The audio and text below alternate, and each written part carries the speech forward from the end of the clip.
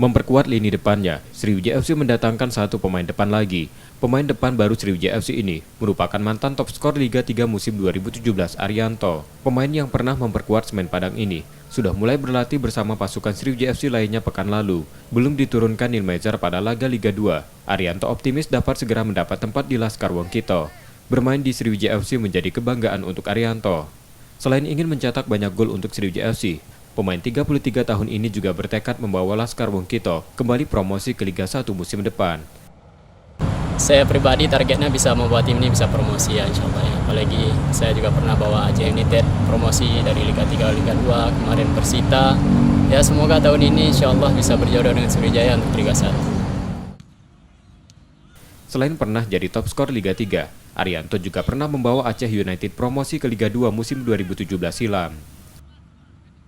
Nur Muhammad, Kompas TV, Palembang, Sumatera Selatan.